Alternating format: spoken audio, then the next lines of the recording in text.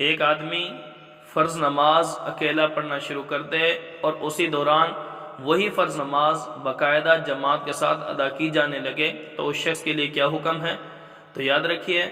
اس شخص کو یہ حکم دیا جائے گا کہ اپنی نماز کو توڑ کر جماعت کے ساتھ شامل ہو جائے،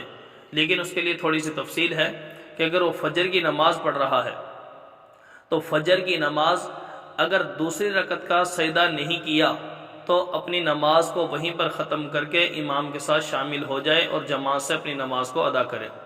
لیکن اگر دوسری رکعت کا سجدہ کر چکا ہے تو اب وہ شخص اپنی نماز کو نہ توڑے بلکہ اکیلا ہی نماز کو مکمل کر لے۔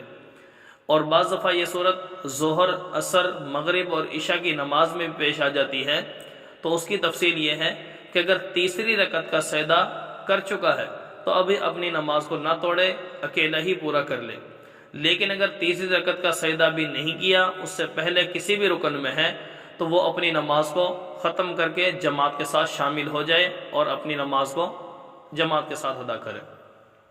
لیکن بعض دفعہ ایسا ہو جاتا ہے کہ اگر ظہر، عصر، مغرب اور عشاء کی نماز اکیلا پڑھ رہا تھا، ابھی پہلی رکعت ہی پڑھ رہا ہے،